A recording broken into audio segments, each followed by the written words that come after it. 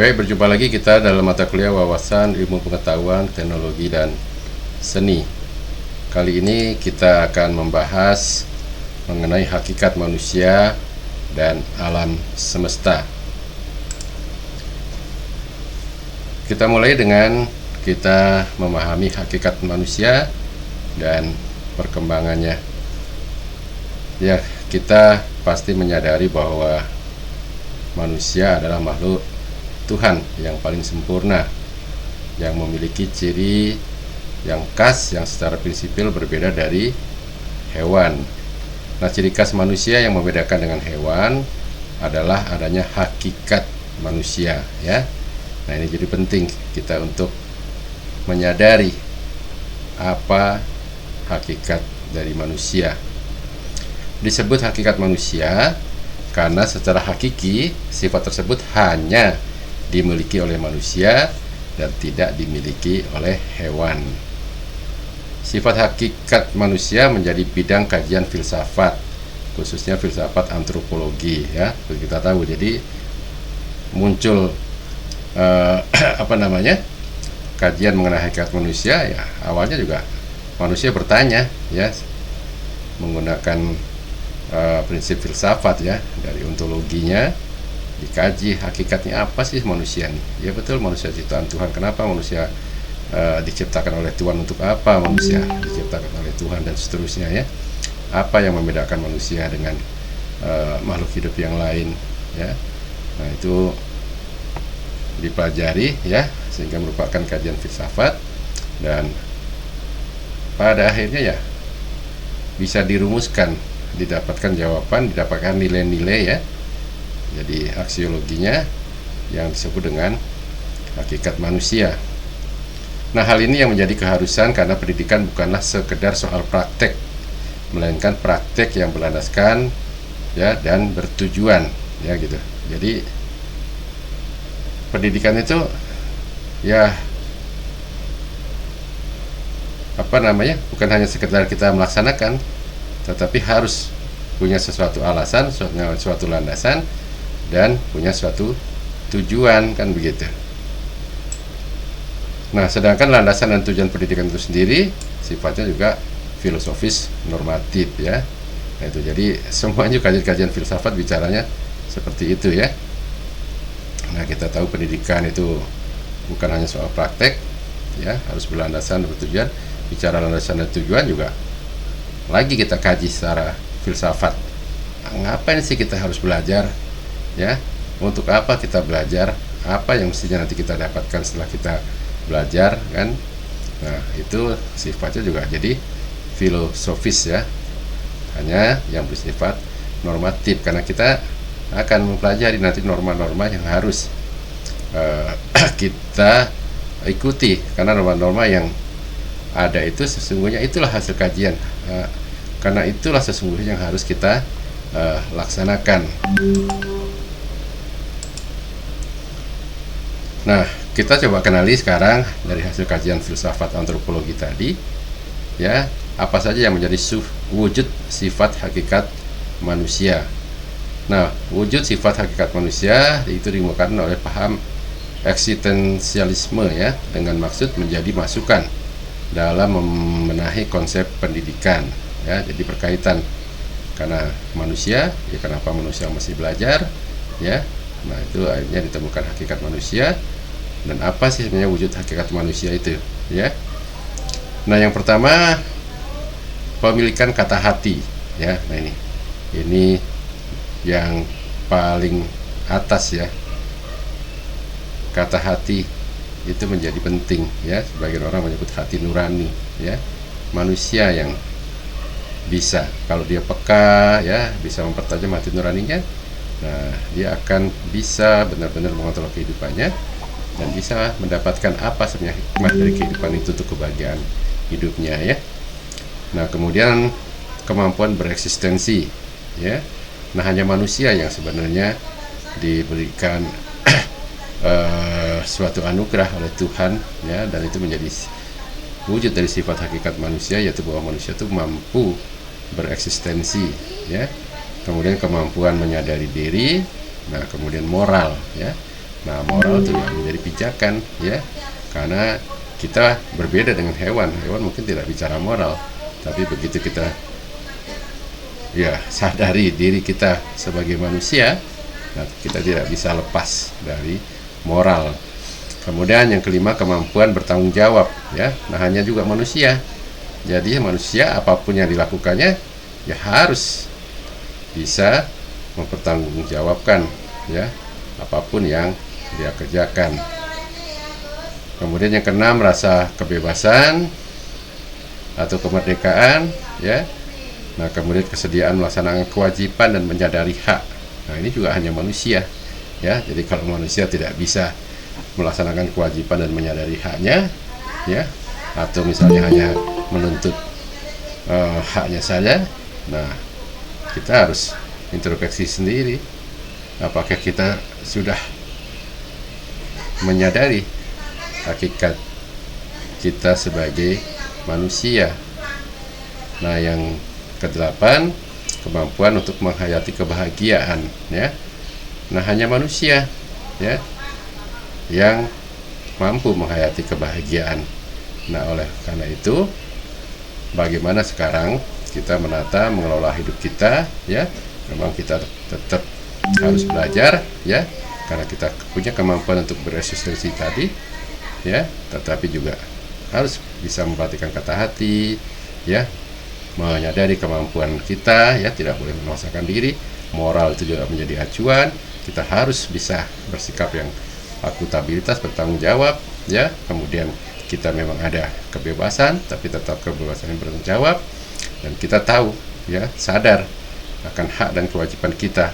Nah, baru kita bisa menghayati apa arti dari suatu kebahagiaan. Nah, kita lihat satu persatu, ya. Jadi pemilikan kata hati. Kata hati atau concept of mind juga sering disebut dengan istilah hati nurani, lubuk hati, suara hati, pelita hati, ya, dan masih banyak sebutan yang lain. Nah, kata hati adalah kemampuan membuat keputusan tentang yang baik, benar, dan yang buruk, salah bagi manusia sebagai manusia. Nah, itu, ya, bagi manusia sebagai manusia, ya. Nah, itu harus tahu kita bisa membaca kata hati kita, mempertajam kata hati kita, ya, karena di situ kita akan membuat suatu keputusan tentang baik, benar, ya, buruk dan salah. Nah, harus bisa membedakan, ya, mana yang baik, benar, mana yang buruk, salah, ya. Nah, conscience bermakna pengertian yang ikut serta atau pengertian yang mengikuti perbuatan, ya. Jadi kesadaran tadi, kata hati tadi, yaitu pasti akan mengikuti dari perbuatan nanti yang akan kita lakukan, gitu, ya. Nah, sehingga pentingnya kita selalu bisa mendengarkan kata hati, ya, memelihara kata hati kita, merawat kata hati kita, mempertajam kata hati kita, supaya kita tadi bisa membuat keputusan yang baik dan benar, ya. Nah, manusia memiliki pengertian yang menyertai tentang apa yang akan, yang sedang, dan yang telah dibuatnya, bahkan mengerti juga akibatnya bagi manusia sebagai manusia. Nah, itu, ya.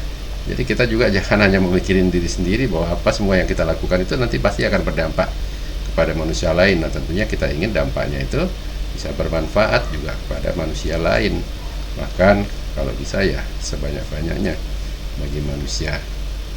Nah, pelita hati atau hati nurani menunjukkan bahwa kata hati itu adalah kemampuan pada diri manusia yang memberikan penerangan tentang baik buruknya perbuatan sebagai manusia. Sekali lagi, sebagai manusia, ya, namanya pelita, ya, penerang, ya. Jadi kalau kita peka terhadap hati nurani kita, karena sekali lagi hanya manusia yang mempunyai kata hati, ya, kepemilikan kata hati itu hanya manusia, ya, sehingga kita bagaimana sekarang bertindak, ya, sebagai manusia, bagi manusia sebagai manusia, ya. Nah, itu menjadi suatu penyadaran bagi kita semua, ya, bahwa kita belajar pun, ya, itu ada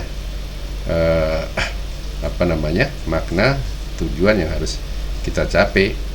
Tetapi sekali lagi kita harus menyadari bahwa kita, ya, sebagai manusia, nah, kita harus menyadari hakikat kita sebagai manusia, dan dengan salah satunya dengan kita bisa mendengarkan kata hati kita. Nah, orang yang tidak memiliki pertimbangan dan kemampuan untuk mengambil keputusan tentang baik dan benar, buruk dan salah, ataupun kemampuan dalam mengambil keputusan tersebut hanya dari sudut pandang tertentu, misalnya hanya untuk kepentingan dirinya sendiri, nah itu dikatakan bahwa ya kata hatinya itu tidak cukup tajam. Jadi kriteria baik benar, buruk salah harus dikaitkan dengan baik benar atau buruk salah bagi manusia sebagai manusia, ya, karena hakikatnya kita manusia, gitu ya. Nah, dapat disimpulkan bahwa kata hati adalah kemampuan membuat keputusan tentang yang baik, yang benar, dan yang buruk salah bagi manusia sebagai manusia. Dalam kaitannya dengan moral, ya, nah itu salah satu juga bentuk sifat hakikat manusia, ya, berkaitan dengan perbuatan, ya, karena kata hati nanti mendorong atau berkaitan dengan perbuatan yang akan kita lakukan. Kata hati merupakan petunjuk bagi moral atau perbuatan. Nah, usaha untuk mengubah kata hati yang tumpul menjadi kata hati yang tajam, nah itu disebut dengan pendidikan kata hati, ya, gewetan forming. Realisasinya dapat ditempuh dengan melatih akal kecerdasan dan kepekaan emosi. Tujuannya agar orang memiliki keberanian moral, ya, untuk berbuat yang didasari oleh kata hati yang tajam, ya. Nah, itu jadi memang penting, ya, kita mengasah, ya, kata hati kita, ya, itu supaya semakin tajam. Makin tajam artinya makin menjadi suatu penerang, pelita hati bagi kita, sehingga apa yang kita akan perbuat itu, nah itu nanti bisa memberikan dampak yang baik, tidak hanya baik bagi diri kita tapi juga kepada orang lain, ya, sehingga itu akan merupakan suatu moral perbuatan yang baik. Nah, kemudian coba kita pahami mengenai hakikat yang kedua, ya, sebagai manusia adalah moral. Moral merupakan suatu perbuatan yang menyertai kata hati. Dengan kata lain, moral adalah perbuatan itu sendiri. Moral disebut juga dengan etika, ya. Kalau kata hati tadi merupakan pelita, ya, kita begitu tertuang dalam perbuatan, ya, sebagai moral. Nah, itu disebut kita dengan etika, ya. Makanya sering kita kalau melakukan sesuatu yang tidak pas, kurang atau tidak baik, sering disebut tidak bermoral atau tidak beretika, ya. Nah, kadang-kala antara moral dan hati itu masih terdapat jarak. Mestinya tidak, ya. Kalau kata hati kita A, ya mestinya perbuatan kita A, ya. Nah, tapi kadang-kadang itu masih ada jarak, ya. Karena tadi, ya, karena ada pengaruh-pengaruh seperti tadi, kepentingan pribadi, ya. Nah, itu sehingga adanya jarak antara kata hati dan moral. Artinya seseorang yang telah memiliki kata hati yang tajam belum tentu perbuatannya itu merupakan realisasi dari kata hatinya sendiri. Berarti dalam hal ini diperlukan kemauan untuk menjembatani jarak di antara keduanya. Yang dimaksud dengan kemauan adalah kemauan yang sesuai dengan kodrat manusia. Nah, sekali lagi, ya, sebagai kodrat manusia. Nah, dapat disimpulkan bahwa moral yang sinkron dengan kata hati yang tajam adalah moral yang benar-benar baik bagi manusia.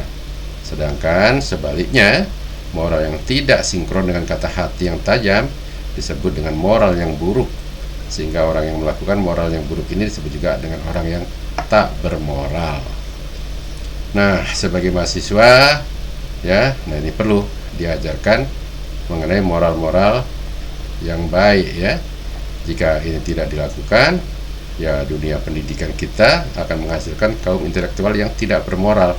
Nah, bayangkan risikonya apa yang terjadi, ya, kalau kaum intelektual, ya, tidak diajarkan moral. Nah, dia menjadi orang yang bisa menguasai ilmu pengetahuan teknologi, tapi karena tidak bermoral, nah pasti, ya, tidak bisa mencapai tujuan bahwa ilmu pengetahuan dan teknologi itu seyogyanya kalau kita kembali kepada kata hati dan moral, Nah itu ya kita lakukan, ya kita perbuat sebagai manusia, ya sebagai manusia yang menyadari dirinya sebagai manusia. Nah itu harusnya bisa memberikan manfaat, memberikan kebahagiaan ya kepada manusia itu sendiri dan manusia yang lain. Nah, itu sehingga inilah pentingnya mengapa kita mempelajari wawasan ipteks ya. Nah, salah satunya memang untuk bisa memberikan penyadaran kepada teman-teman mahasiswa ya yang tentunya sedang menempuh pendidikan dan akan menjadi agen perubahan ya, agent of change ya dari kehidupan ini, dari negara ini, dari bangsa ini ke depan. Nah itu harus bisa tentunya nanti ya menjadi kaum intelektual yang bermoral. Nah kemudian hakikat manusia yang berikutnya adalah kemampuan menyadari diri ya. Nah ini kita harus sadar, harus kenali diri kita ya, kenali lingkungan kita dan seterusnya ya. Nah karena kita diberikan kemampuan ya, karena itulah hakikat kita sebagai manusia. Nah kaum rasionalis menunjuk kunci perbedaan antara manusia dengan hewan pada adanya kemampuan menyadari diri yang dimiliki oleh manusia. Berkat adanya kemampuan itu, manusia menyadari bahwa dirinya atau akunya memiliki ciri yang khas. Hal ini menyebabkan manusia dapat membedakan dirinya dengan aku-aku yang lain, ya mereka ya, dan dengan yang bukan aku seperti lingkungan fisik yang ada di sekitarnya. Bahkan bukan hanya membedakan, lebih dari itu manusia dapat membuat jarak dengan lingkungannya, baik yang berupa pribadi maupun non pribadi. Kemampuan membuat jarak dengan lingkungannya berarah ganda ya. Kedua arah tersebut dalam dunia pendidikan perlu untuk dikembangkan secara berimbang. Pengembangan arah keluar ya, hubungan kita dengan lingkungan. Pengembangan keluarnya merupakan pembinaan aspek sosialitas. Sedangkan pengembangan ke arah ke dalam berarti pembinaan aspek individualitas manusia ya. Jadi gitu. Jadi kalau ke dalam ya kita sebagai individu kita tingkatkan lagi lah ya, apa-apa yang perlu kita tingkatkan ya sesuai dengan memahami diri kita ya sebagai manusia, bahwa kita ya mempunyai hakikat sebagai manusia ya. Nah sedangkan keluar, nah apa yang kita lakukan itu, nah itu harus bisa menyentuh aspek sosial yang tentunya berbagi ya, bermanfaat kepada lingkungan kita. Yang lebih istimewa adalah manusia dikaruniai kemampuan untuk membuat jarak dengan dirinya sendiri, dengan berperan sebagai subjek, kemudian memandang dirinya sebagai objek untuk melihat kelebihan-kelebihan yang dimiliki serta kekurangan-kekurangan yang terdapat pada dirinya. Pada saat demikian, seorang aku dapat berperan ganda sebagai subjek dan sekaligus sebagai objek. Hal ini yang disebut dengan pendidikan diri sendiri, atau yang oleh Langford ya, itu disebut sebagai self-forming ya, pembentukan diri. Jadi ini kan sebenarnya proses introspeksi, hanya manusia ya. Manusia tidak hanya bisa bikin jarak dengan lingkungannya, tetapi juga dengan dirinya sendiri. Jadi sebagai objek, ya sebagai subjek dan sebagai objek. Jadi kita mesti lihat apa sih kelebihan-kelebihan kita, apa kekurangan-kekurangan kita. Nah kelebihan-kelebihan kita ini kita syukuri ya, kita manfaatkan untuk suatu kebaikan. Nah kekurangan coba kita isi ya dengan kebaikan-kebaikan ya. Sama tadi seperti bagaimana kita mempertajam hati nurani, bagaimana kita selalu mengetahui mengenai moral-moral yang baik. Nah itu, jadi hanya manusia sekali lagi, karena hakikatnya sebagai manusia yang memiliki kemampuan ya untuk mengenali dirinya sendiri ya. Nah kemudian yang keempat, kemampuan bereksistensi diri. Nah ini juga hanya manusia yang memiliki. kemampuan untuk bereksistensi diri. Kemampuan bereksistensi adalah kemampuan menerobos dan mengatasi batas-batas yang membelenggu dirinya, bukan saja yang berkaitan dengan ruang, melainkan juga dengan waktu, ya. Jadi silakan kita ya bereksistensi, ya. Kalau kita hanya diam, ya kita tidak akan mendapatkan apapun, ya, karena kita sudah dikaruniai, ya, di samping hati nurani, ya, kita diberikan jasmani, kita diberikan akal, ya. Nah, tetapi sekali lagi sebagai manusia, ya, kita dikaruniai bentuk-bentuk hakikat manusia yang 8 tadi. Nah, ini harus kita gunakan untuk bereksistensi diri, ya. Nah, dengan kata lain, manusia tidak terbelenggu dengan tempat atau ruang, ya, dan waktu, tetapi dapat menembus ke sana, ke masa depan atau ke masa lampau, ya. Nah, itu eksistensinya. Jadi kita bisa, ya, menembus ruang, ya, bahkan ke masa depan. Apa sebenarnya yang kita harus siapkan untuk masa depan, ya, dengan melihat situasi perubahan yang ada. Karena kalau tidak kita antisipasi, ya kita nanti akan tidak siap menghadapi masa depan. Nah, kita juga bisa menengok masa lampau, ya, bahkan dengan teknologi yang ada. Nah, masa lampau itu bisa terekam secara baik, dan itu menjadi material untuk melakukan evaluasi, ya. Nah itulah jadi bagian dari semuanya, bagaimana kita bereksistensi, ya, tentunya bereksistensi untuk bisa selalu melakukan perubahan-perubahan menuju sesuatu yang lebih baik, ya. Nah, adanya kemampuan bereksistensi yang dimiliki oleh manusia itu tentu saja terdapat unsur kebebasan pada manusia. Jadi, adanya manusia bukan berada seperti hewan di dalam kandang dan tumbuh-tumbuhan di dalam kebun, ya. Melainkan kalau kita bicara sebagai manusia, kita tuh mengada di muka bumi. Nah, itu, ya. Karena adanya kebebasan itu, karena adanya kemampuan untuk bereksistensi, ya.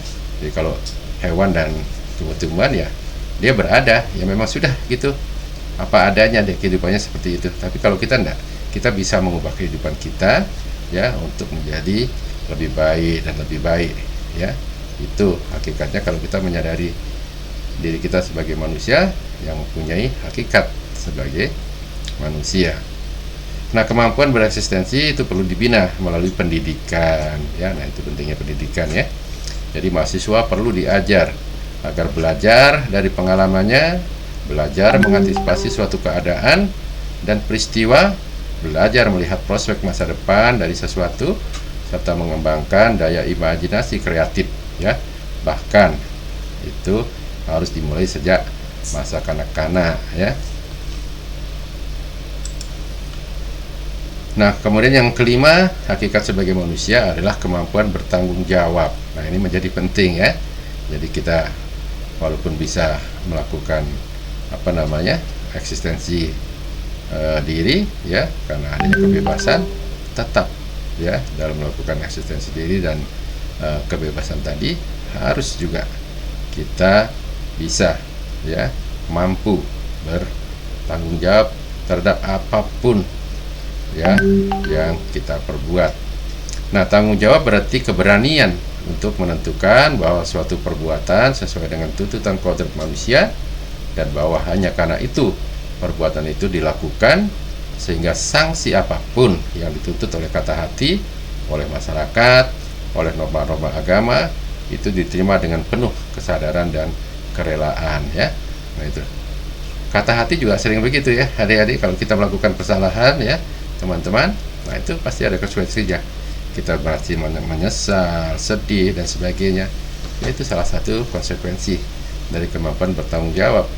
Nah, apalagi oleh masyarakat, ya. Kalau kita tidak bisa menempatkan diri yang dengan baik, ya, kita disebut manusia yang tidak bermoral, yang tidak beretika, bahkan mungkin dengan kata-kata yang lebih keras lagi sebagai penjahat, ya, dan seterusnya.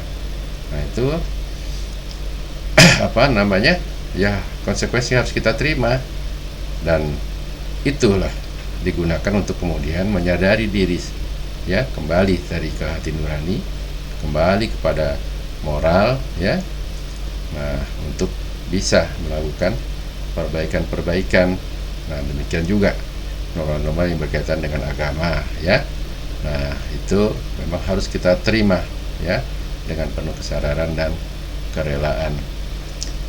Nah, dari uraian ini jelas, ya, betapa pentingnya pendidikan moral bagi mahasiswa, baik sebagai pribadi maupun sebagai anggota masyarakat, ya. Maka itu pendidikan mata kuliah wawasan iptek ini itu penting diajarkan, dan saya sudah mengambil keputusan di Universitas Padidipah harus diajarkan di semua prodi, ya, karena ini akan mengantarkan teman-teman mahasiswa untuk menyadari mengapa sih mahasiswa harus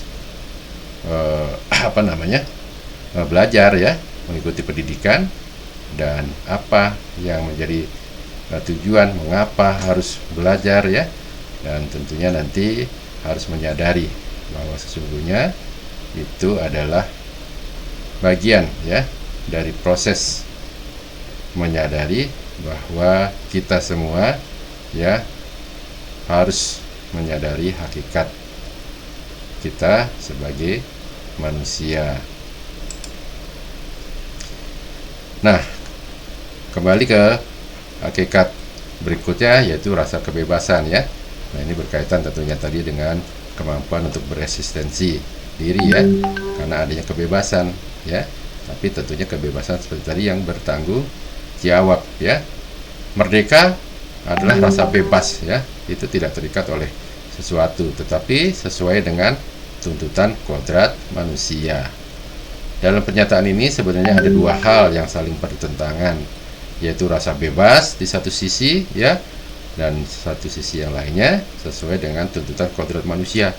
Bebas kok tapi masih diikat, ya, berarti tidak bebas, ya, sebenarnya, ya, kontradiktif seolah-olah, tetapi ya itulah, ya, karena kita terikat, ya, oleh tadi adanya etika, adanya moral, adanya kata hati yang harus selalu kita renungi, selalu kita pertajam untuk bisa tadi membedakan apa yang akan kita perbuat itu, ya, baik atau benar, atau buruk atau salah.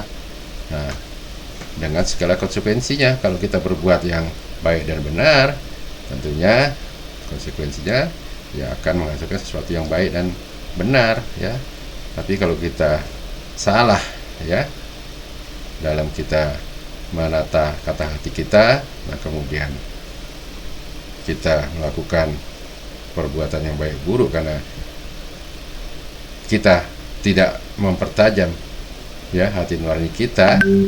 Nah, kita tentunya akan dituntut pertanggungjawaban.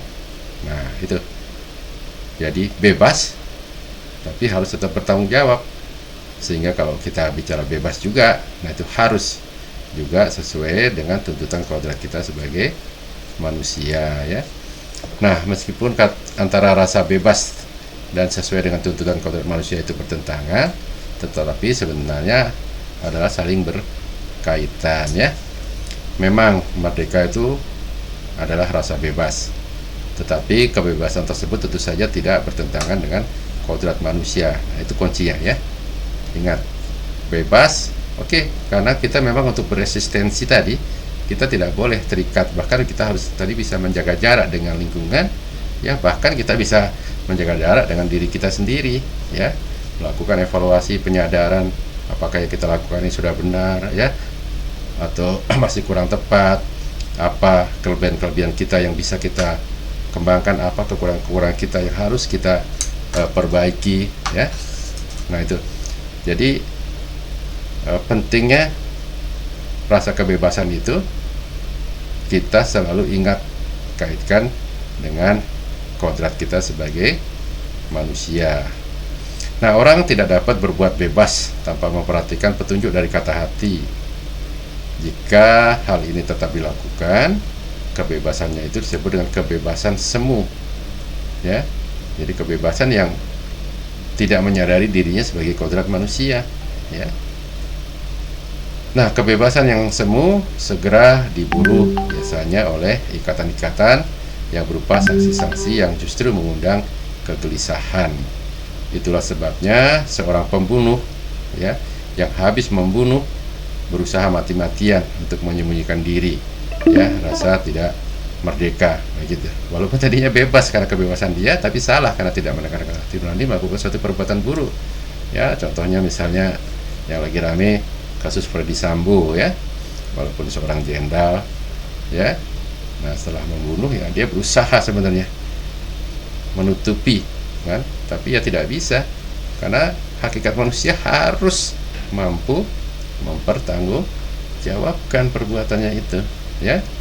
Nah, apakah tanggung jawabnya secara hati nurani, ya, secara hukum, secara moral, secara norma agama?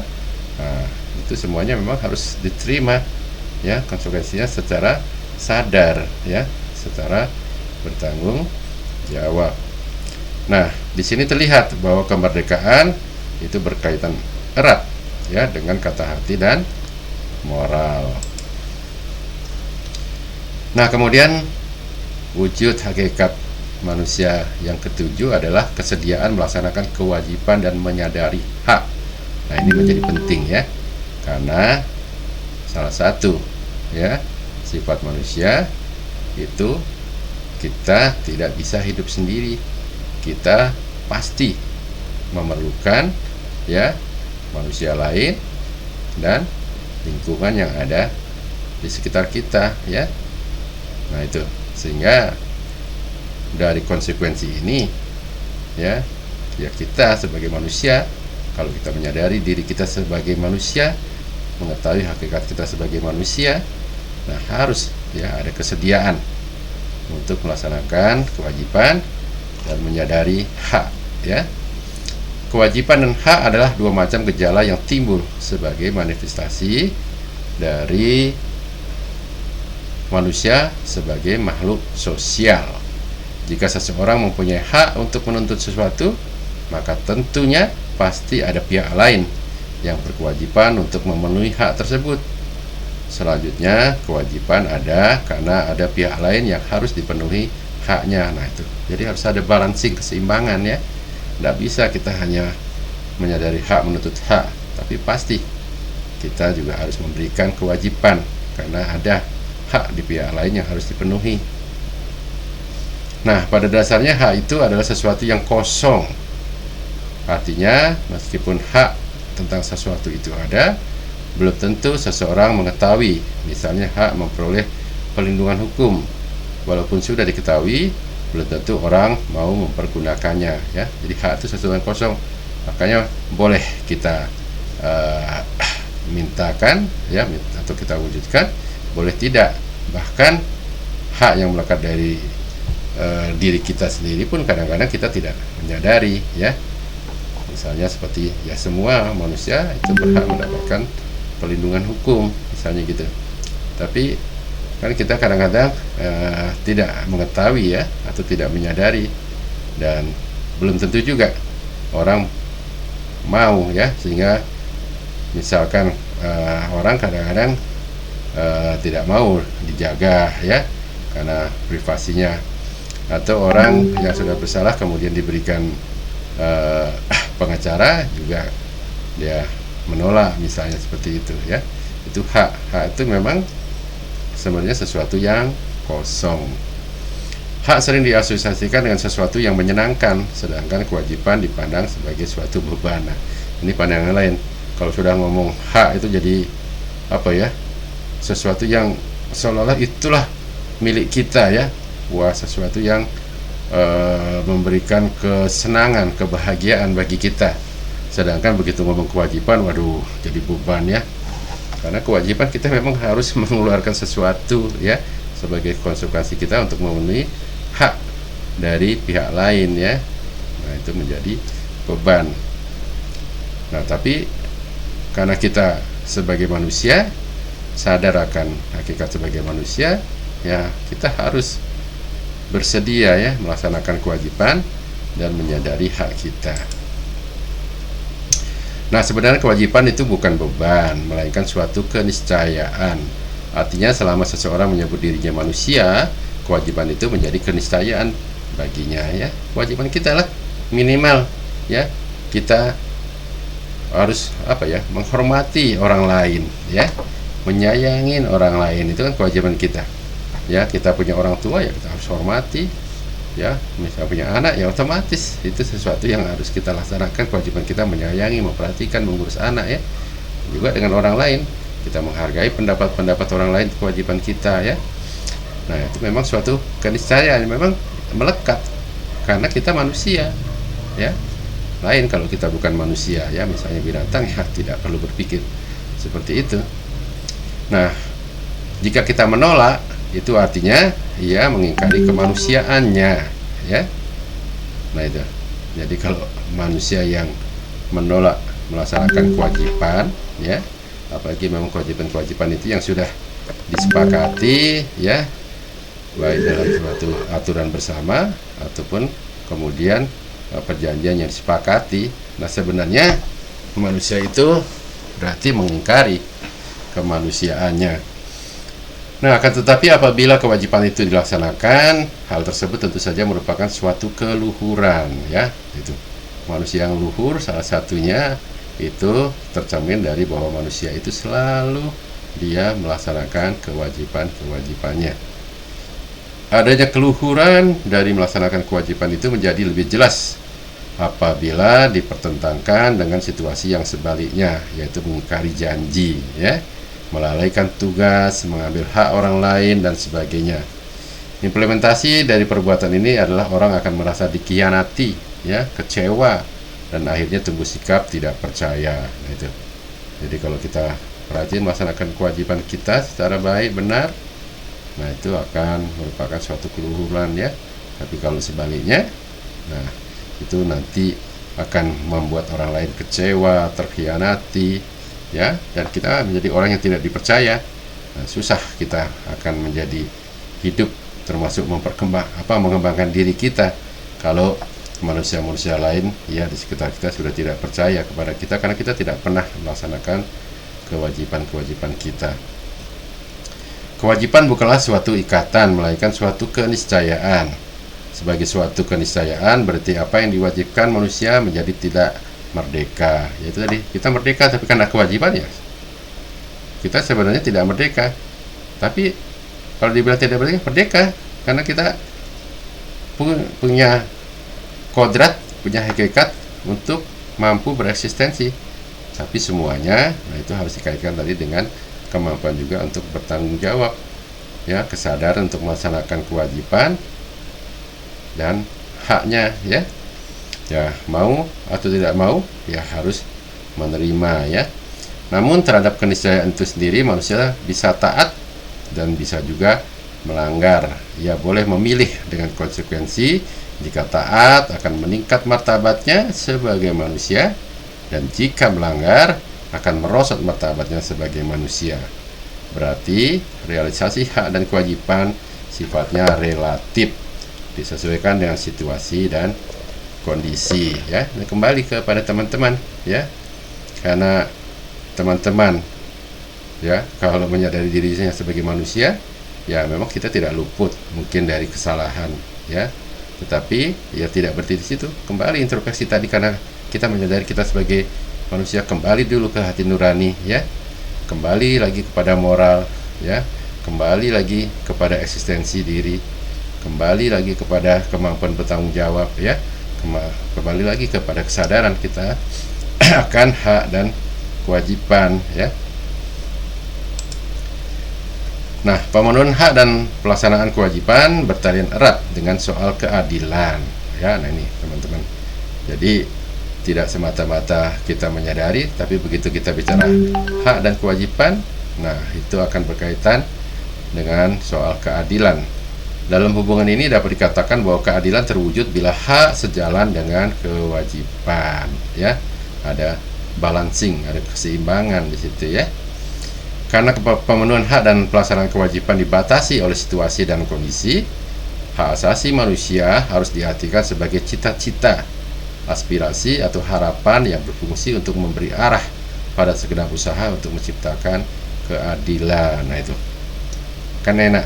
Jadi haknya itu ya karena dibatasi oleh pelaksanaan kewajiban, nah ya, nah itu menjadi sesuatu yang menjadi cita-cita bersama kita ya, kesepakatan kita, aspirasi kita ya, nah harapan-harapan ya yang ingin kita raih secara bersama. Nah itu pada akhirnya nanti akan bisa mewujudkan terciptanya keadilan.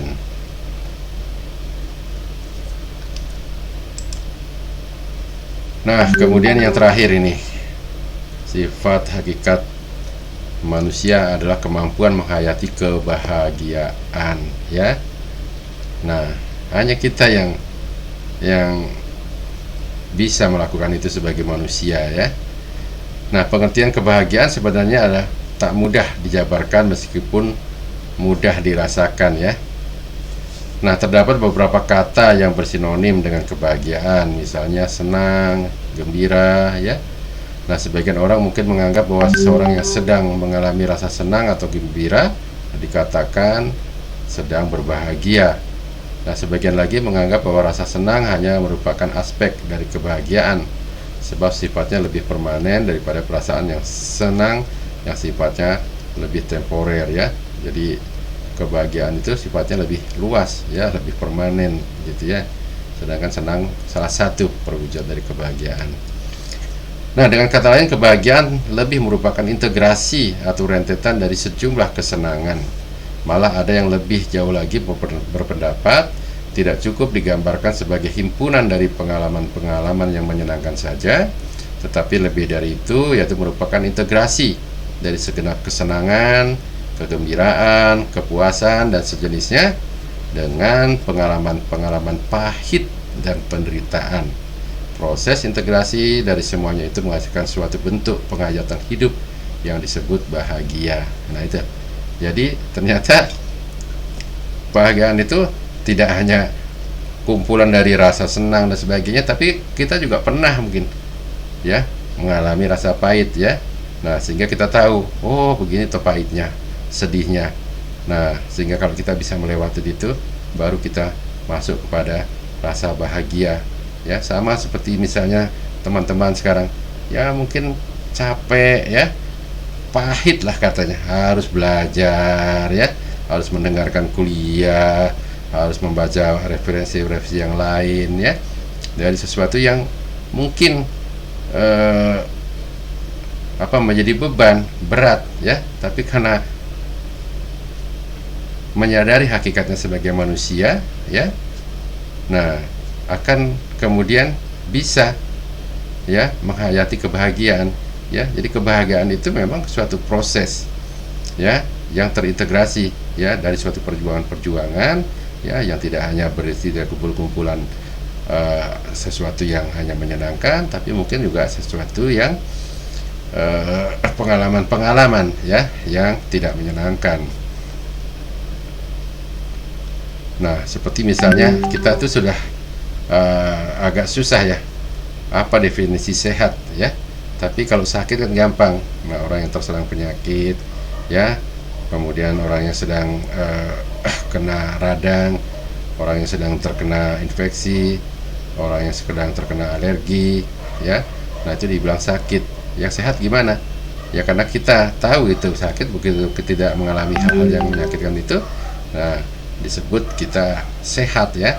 Nah, kemudian sehat ini tentunya kita akan menghayati sebagai suatu kebahagiaan ya gitu.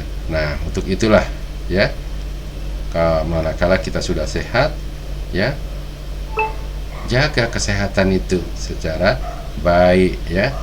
Nah, ini kemampuan kita sebagai manusia untuk menghayati adanya suatu kebahagiaan. Nah, peliknya persoalan mungkin juga karena kebahagiaan itu lebih dapat dirasakan daripada dipikirkan. pada saat orang menghayati kebahagiaan, aspek rasa lebih berperan daripada aspek nalar ya. Oleh karena itu dikatakan bahwa kebahagiaan itu sifatnya rasional, padahal kebahagiaan yang nampaknya didominasi oleh perasaan itu ternyata tidak demikian, karena aspek kepribadian yang lain seperti akal, pikiran juga ikut berperan ya. Gitu. Jadi tidak hanya rasa ya, pikiran mengolah pikiran kita. Ya, karena salah satu ya kodrat kita tadi, kita bisa melakukan eksistensi diri, salah satunya dengan pengolahan rasio, pengolahan akal otak kita ya. Nah itu ikut berperan dalam kita menghayati kebahagiaan. Nah bukankah seseorang hanya mungkin menghayati kebahagiaan jika ia mengerti tentang sesuatu yang menjadi objek rasa bahagianya itu? Nah orang yang sedang terganggu pikiran atau yang tidak beres kesadarannya tidak akan sanggup menghayati kebahagiaan. Penghayatan terhadap kebahagiaan itu juga didukung oleh aspek nalar dan aspek rasa ya.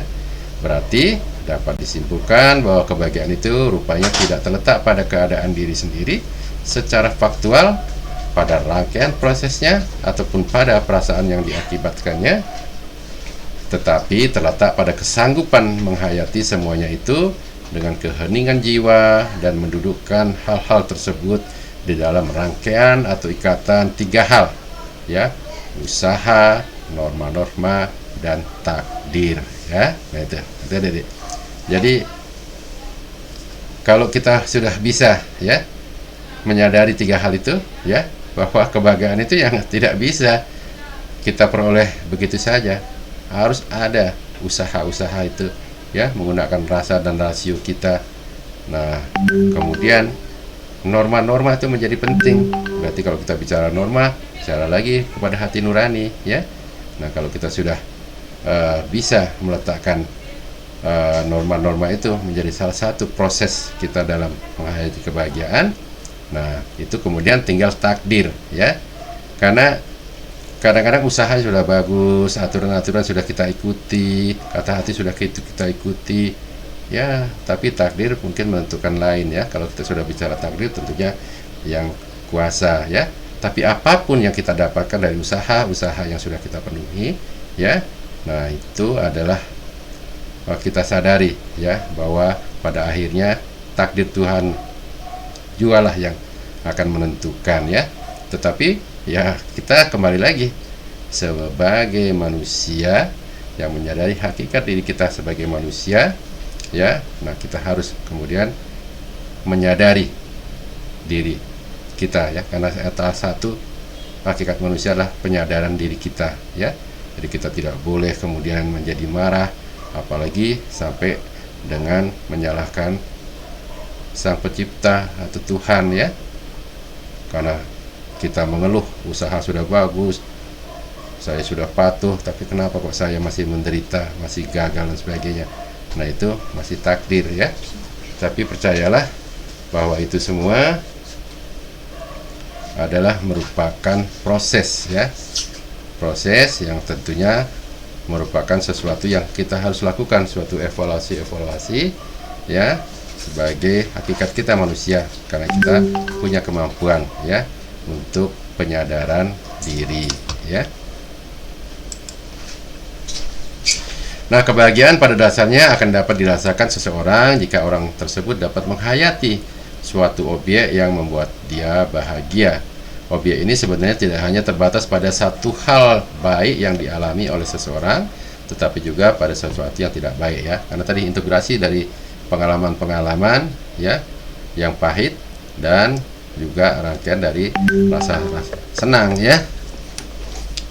Nah, sebagai contoh, sebuah keluarga yang kemampuan ekonominya pas-pasan akan dapat merasakan kebahagiaan jika ia menghayati kemiskinan yang dialaminya gitu ya.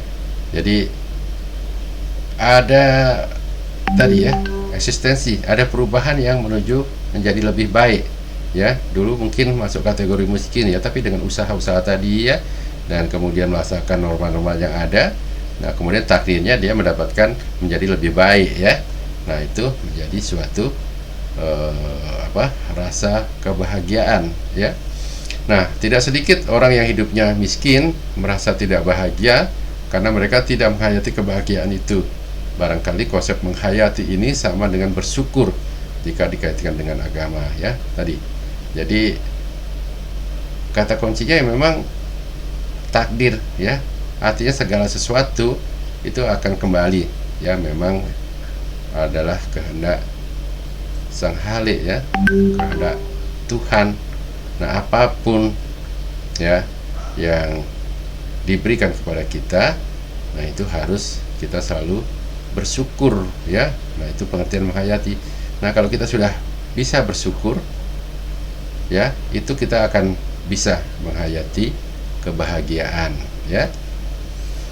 Nah, kebahagiaan itu tidak terletak pada keadaannya sendiri secara faktual, pada rangkaian prosesnya ataupun pada perasaan yang diakibatannya, tetapi terletak pada kesanggupan menghayati semuanya itu dengan keheningan jiwa dan mendudukkan hal-hal tersebut di dalam rangkaian atau ikatan 3 hal, ya, kembali usaha, norma-norma, dan takdir. Nah, itu teman-teman, ya, kita sudah membedah nih mengenai hakikat kita sebagai manusia. Ada 8 hakikat kita sebagai manusia, ya. Nah, mudah-mudahan dengan materi tadi, nah, teman-teman bisa sekarang sudah menyadari, ya. Jadi ke depan tetap semangat, ya, tetap berusaha, tapi sekali lagi harus dalam rangkaian manusia sebagai manusia, ya, supaya kita nanti pada ujungnya bisa menghayati kebahagiaan, ya. Nah, kita dengan tentunya apapun yang kita dapatkan harus pandai-pandai bersyukur, dan apapun yang akan kita kerjakan itu harus bisa juga memberikan kebahagiaan kepada manusia lain dan alam lingkungannya, ya. Nah, berikut saya kutip nih pandangan-pandangan tentang hakikat manusia, ya. Nah, pertama ada pandangan yang bersifat psikoanalitik, ya. Nah, ini suatu aliran dari ilmu jiwa yang mencoba menganalisis kejiwaan manusia atas bagian-bagiannya. Struktur kepribadian manusia itu terdiri atas 3 komponen, ya. Ini dari filsuf yang sangat terkenal, ya, Freud, ya. Yang pertama, ide yang berfungsi untuk menggerakkan seseorang untuk memuaskan kebutuhannya. Yang kedua, ego berfungsi untuk menjembatani antara keinginan, ya, dengan lingkungan yang realistis. Kemudian superego yang berfungsi untuk mengawasi dan mengontrol tingkah laku seseorang agar sesuai dengan aturan dan nilai-nilai moral, ya. Nah, itu bicara dengan kepribadian manusia, ya. Ada ide, ada ego, ada superego. Nah, superego ini kalau kita kaitkan adalah sebenarnya kita kembali harus bisa tadi mengontrol diri. Nah, kembali kepada hati nurani kita, ya. Apakah yang kita lakukan itu sudah sesuai dengan aturan-aturan dan nilai-nilai moral. Nah, sedangkan dari pandangan humanistik itu melihat manusia secara manusiawi. Ini dipelopori oleh Rogers, ya, Jacques Rousseau, dan Martin Buber. Nah, Rogers sendiri menyatakan manusia adalah makhluk yang terus berubah dan diibaratkan dengan air mengalir yang tanpa hentinya, ya gitu. Manusia akan terus berubah. Yang tidak mau berubah, ya, akan tertindas. Nah, artinya yang tidak mau berubah, nah, dia tidak menyadari dirinya sebagai manusia, ya. Sedangkan Jacques Rousseau, pada dasarnya manusia itu adalah baik, ya. Nah, sekali lagi, pada dasarnya manusia itu adalah baik. Kenapa? Ya karena manusia itu semuanya ciptaan Tuhan. Masa ciptaan Tuhan tidak baik? Pasti baik. Nah, tetapi kemudian dirusak, ya, oleh masyarakat, oleh lembaga, ya, yang sebenarnya oleh manusia itu sendiri, ya, yang membentuk kumpulan masyarakat, ya, yang membentuk lembaga-lembaga, ya, dalam kehidupannya. Nah, sedangkan Martin Buber beranggapan bahwa manusia merupakan sesuatu ya atau eksistensi yang berpotensi, tetapi potensi itu terbatas sehingga sulit untuk memperkirakan bagaimana masa depan manusia tersebut. Manusia tidak dapat dikatakan baik atau jahat, tetapi mengandung kedua kemungkinan itu. Nah, ini Martin Buber, jahat dan baik itu semuanya ada di dalam diri kita, potensinya semuanya ada. Nah, tapi sekali lagi kalau kita menyadari manusia sebagai manusia, ya, kita menyadari hakikat kita sebagai manusia, ya, dengan terus tadi mempertajam hati nurani, nah ini kita bisa, ya, mengambil keputusan untuk melakukan perbuatan-perbuatan yang baik dan meninggalkan perbuatan-perbuatan yang tidak baik atau yang jahat, ya. Tapi menurut Martin Buber, ya, baik dan jahat itu melekat pada diri manusia. Nah, kemudian ada pandangan behavioristik. Nah, behavior berarti tingkah laku, ya. Nah, tingkah laku manusia ditentukan oleh lingkungan di mana individu itu berada, ya. Nah, ini jadi statementnya tegas, ya. Jadi karakter. Nah, ini bicara karakter manusia, karena itu akan dibentuk oleh lingkungan di mana manusia itu berada, ya. Ini dipelopori oleh Skinner, Kohler, Watson, dan Trondijk, ya. Nah, yang pertama dikatakan bahwa tingkah laku manusia ditentukan oleh lingkungan di mana individu itu berada. Kemudian yang kedua, tingkah laku manusia dapat dikendalikan dengan mengatur lingkungan tempat individu itu berada. Nah, gitu. Jadi walaupun, ya, tingkah laku manusia dipengaruhi oleh lingkungan, tapi nah ini karena menyadari hakikatnya sebagai manusia, ya, bisa menjaga jarak tadi, ya, karena penyadaran dirinya. Nah, kita bisa tentunya kemudian mengatur lingkungan itu, ya, supaya lingkungan itu, nah, itu bisa dikendalikan oleh manusia tentunya untuk supaya sesuai dengan ketentuan dan norma-norma yang ada, ya, menjadi baik, ya. Nah, kemudian kita coba memahami, ya, hakikat manusia itu dengan dimensi-dimensinya. Yang pertama itu ada dimensi keindividuan, ya. Nah, Lysen mengartikan individu sebagai orang per seorang, ya, sesuatu yang merupakan suatu keutuhan yang tidak dapat dibagi-bagi. Selanjutnya, individu diartikan sebagai pribadi. Karena adanya individualitas itu, setiap orang memiliki kehendak, perasaan, cita-cita, kecenderungan, semangat, dan daya tahan yang berbeda. Kesanggupan untuk memikul tanggung jawab sendiri merupakan ciri yang sangat esensial dari adanya individualitas pada diri manusia, ya. Jadi memang kodratnya beda-beda manusia sebagai individu, tetapi siapapun manusia itu, ya, hakikatnya adalah sama kalau dia menyadari hakikatnya sebagai manusia.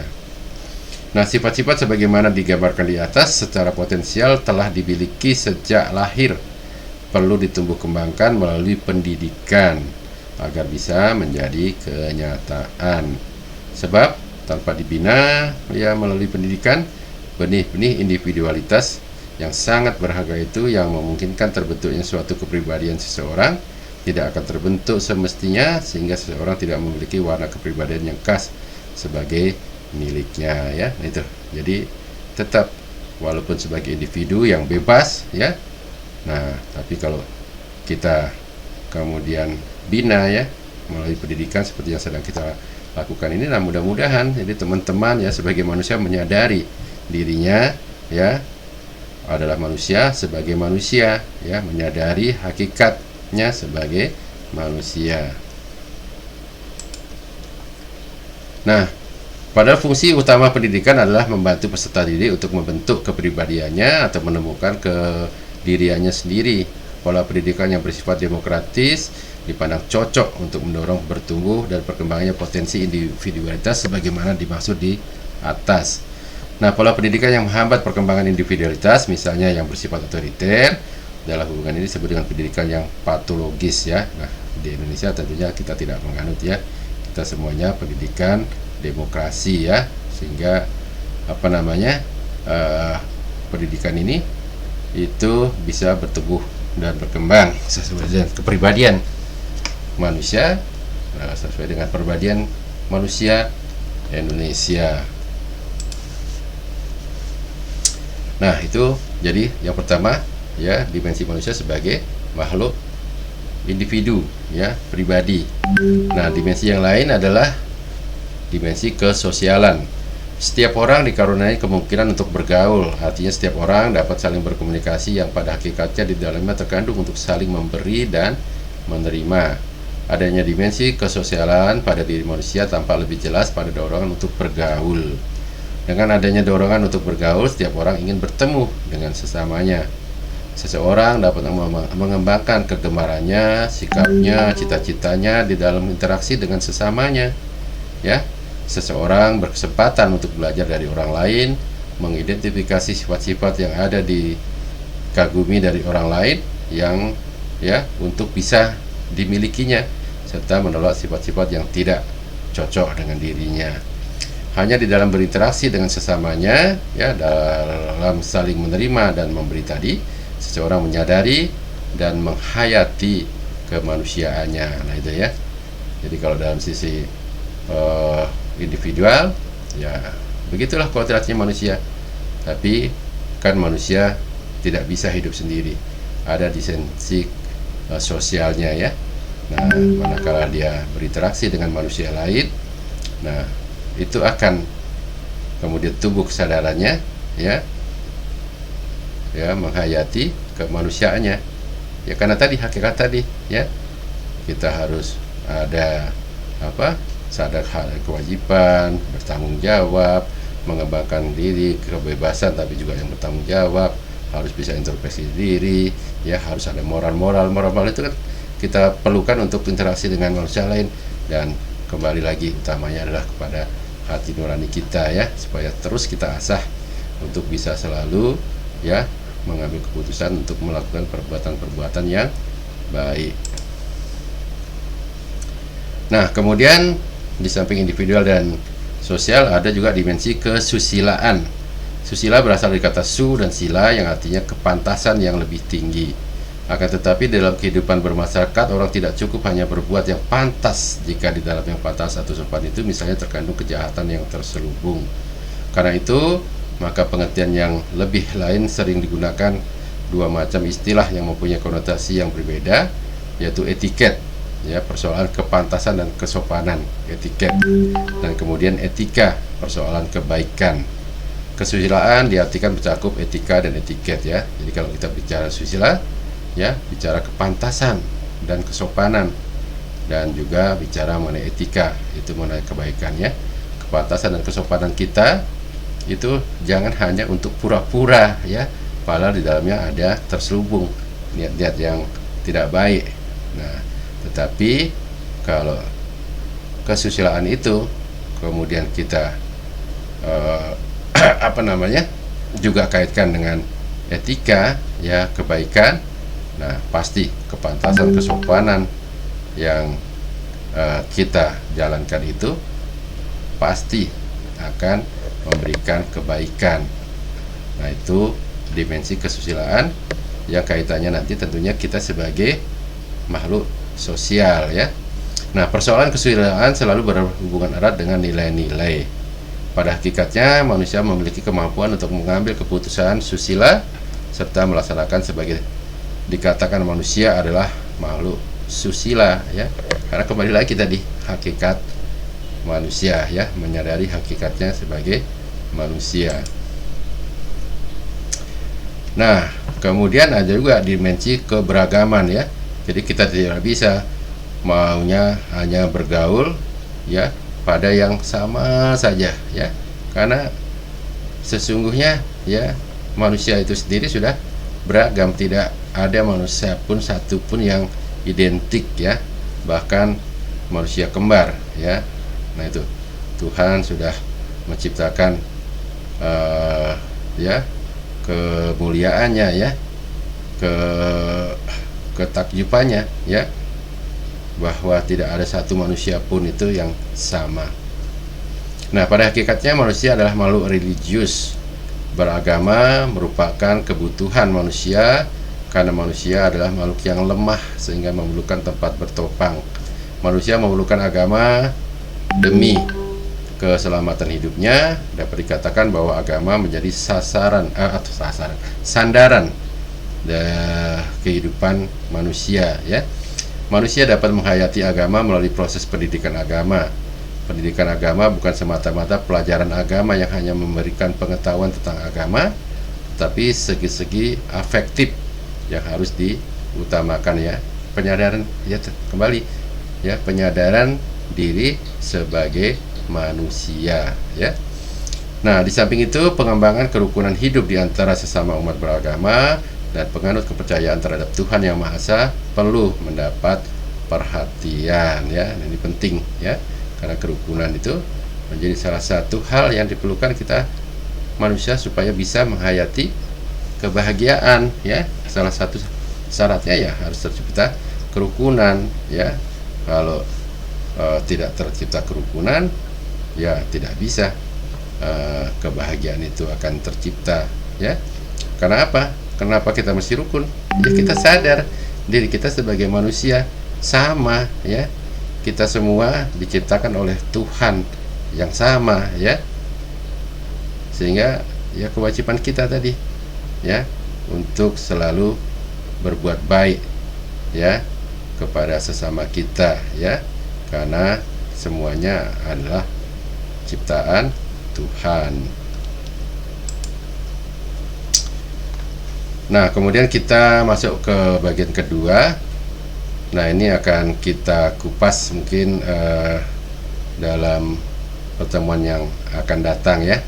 Jadi pertemuan pada sore hari ini kita cukupkan pada bagian pertama dulu, ya. Jadi mudah-mudahan teman-teman sudah bisa lebih memahami mengenai hakikat, ya, kita semua sebagai manusia, ya.